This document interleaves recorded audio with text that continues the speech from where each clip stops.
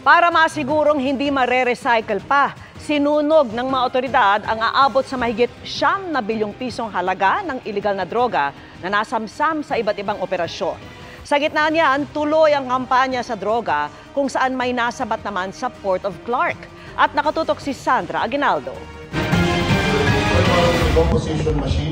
Sako-sako at kahongkong iligal na droga na tinatayang aabot sa mahigit 9 bilyong piso ang halaga ang isinalang kanina sa thermal decomposition machine sa 13 Martires City, Cavite.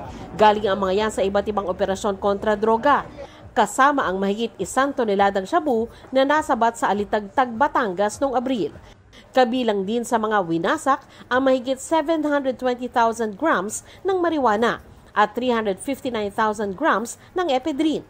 Ayon kay PIDEA spokesperson at Chief PIO Derek Carrion, dahil sa naipresenta na sa korte, hindi na gagamiting ebidensya ang bilyong-bilyong pisong halaga ng droga. Tinupok ito sa temperaturang 1,000 degrees centigrade para matiyak na malulusaw at di na mare-recycle pa. Mahigit 2,000 gramo ng high-grade marijuana o kush at 165 na cartridge ng vape na may halong marijuana oil nang nasabat ng Bureau of Customs sa Port of Clark. Dumating sa bansa ang shipment mula sa California sa Amerika noong May 25. Nagkakahalaga ng halos 4 million pesos ang shipment na idineklara bilang accessory. Nang dumaan ito sa X-ray, napansin daw ng BOC X-ray Inspection Project personnel na may kakaiba sa X-ray image. Ayon sa Philippine Drug Enforcement Agency o PIDEA Region 3, nakumpirma lalong iligal na droga ang laman ng kargamento nang umupo ang K9 unit matapos itong amuyin. Ipinatest din ng PIDEA ang sample mula dito.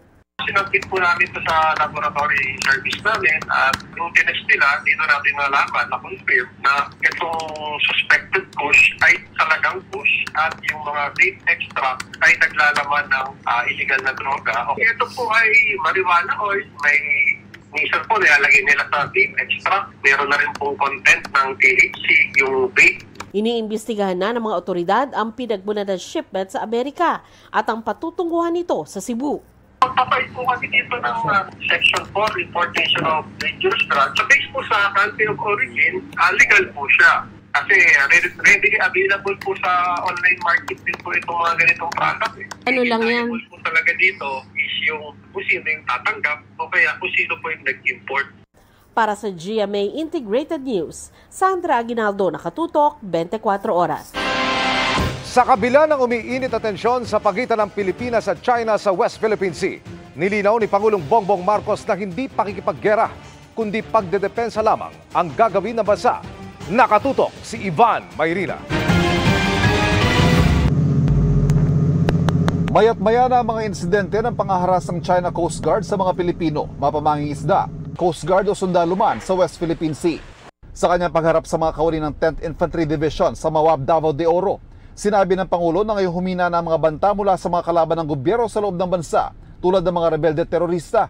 Dapat na raw ituon ang atensyon sa mga external threat o mga banta sa teritoryo ng bansa. Pero hindi naman daw nangangahulugang sasabak na ang bansa sa gyera, kundi pagdepensa lang sa ating teritoryo.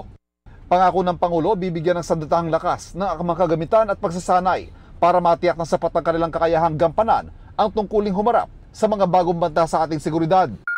Sa survey na isinagawa ng Octa Research itong Marso, lumalabas na 76% o 3 sa bawat 4 na Pilipino nakikitang China bilang pinakamalaking banta sa Pilipinas. Mas mataas yan kumpara sa 59% na resulta ng survey noong Oktubre ng 2022. Kamakailan inagawa ng supply ng pagkain na ibinagsak para sana sa mga sundalo nagbabantay sa nakasadsad na BRP Sierra Madre sa Ayungin Shoal. Ipinrotesta ng ating Department of Foreign Affairs ang insidenteng ito. Balak ding patuloy na makipag-usap sa China. Certainly, it was an illegal action. Did we protest that officially? Yeah, I think we protest every action that's illegal. We'll see what we can do in order to maintain our sovereign rights, but we're always open to talking with China and other countries on how we can manage our disputes peacefully. Para sa GMA Integrated News, Ivan Mayrina, nakatutok, 24 oras. Bumuo na ng technical working group ang pulisya at iba pang opisina ng gobyerno para tugunan ng talamak na baby for sale online. Sa gitna niya, isang nanay ang naaresto sa Northern Samar matapos umanong ibenta ang 2 anak. Nakatutok si Chino Gaston. Pagkakuha ng pera, mabilis na hinuli ng mga tauhan ng PNP at National Authority on Child Care ang 23 taong gulang na babaeng ito sa isang bayan sa Northern Samar noong 1 ng Hunyo. Ang sospek, ina ng 2 buwang gulang na sanggol na maririnig na umiiyak sa video. Ibinenta raw ng sospek sa halagang 60,000 pesos ang sanggol kasamang isa pa niyang anak na babaeng 2 taong gulang. Nay, sabi mo na yan. Sasabihin ako sa'yo po ka dyan. Puka. Puka. Lingkod. Hawak na ng mga otoridad ang ginang na isa lang sa 3 insidente ng online na pagbebenta ng mga sanggol o bata para sa adoption. Dahil sa talamak na baby for sale online, bumuo na ng Technical Working Group ang PNP, NACC at Cybercrime Investigation and Coordinating Center. Problema talaga siya dahil it's a form of illegal adoption and pwede siyang tumungo sa trafficking. Huwag po nating tangkilikin yung illegal adoption at online baby selling dahil ito ay may karampatang parusa. Pwede kang parusahan ng trafficking, child abuse, and exploitation at lifetime imprisonment po. Yan. Out of the 23 na FB sites, meron kaming 4 na nakita na meron talagang transaction. So na-operate namin, siguro 3 na yata yung na-operate namin. Dito sa 3 to, meron tayong arrest, meron tayong rescue. The first na i-operate namin, 90,000. 50,000 dun sa nanay, 40,000 dun sa middleman. Ang CICC na nasa ilalim ng Department of Information and Communications Technology patuloy raw ang pag-monitor sa mga internet sites. We are also being asked to help remove those sites that are promoting the selling and illegal adoption of children. Nasa social media platforms. Payo ng NACC sa mga nais mag-adapt at mga magulang na gustong ipa-adapt ang mga anak. They can go to any DSWD residential care facilities na streamline na, ginawa ng expeditious and expensive ang adoption process. Hindi na rin po kinakailangan kumuha pa ng mga abogado para tumulong sa kanilang mga adoption papers. Ngayon pong tumatayong lawyers ay mga social workers na natin. Para sa GMA Integrated News, Chino Gaston, nakatutok, 24 oras. Dumalo sa isang exhibit sa Pasay sina First Lady Lisa Araneta Marcos at Chinese Ambassador Wang Xilian. Sa isang punto, nagbatean pa ang dalawa kasamang ilang opisyal at mga lumahok. Tampok sa exhibit na Likha 3 ang makukulay at matitibay na mga habi at iba pang produktong proudly Pinoy made. Mahigit 80 Filipino artists at designers ang kabilang sa exhibit na layuning ibida ang kanilang obra mula sa iba't ibang isla sa bansa. Itinanggi ng abogado ng ni-raid na Resto Bar sa Pasay City na mayroong mga minor de edad na nagtatrabaho roon, pati na rin ang nakitang payola folder umano. Gate pa niya, kumpleto sila ng mga dokumento. Nakatutok si Marisol Abdurrahman. Exclusive. Ilabas po nila yung names kasi po lahat po ng workers sa club registered po sa City Hall po. Mako-cross check po natin yon sa biometrics po na nasa club. Yan ang hamon ng abogado ng Resto Bar sa Pasay na ni-raid ng mga otoridad noong Sabado. Kasunod ng aligasyon na merong mga minor de edad na nagtatrabaho roon. Itinanggi yan ng abogado ng Resto Bar. May dental records po lahat. So we can be sure na wala pong minor na involved po.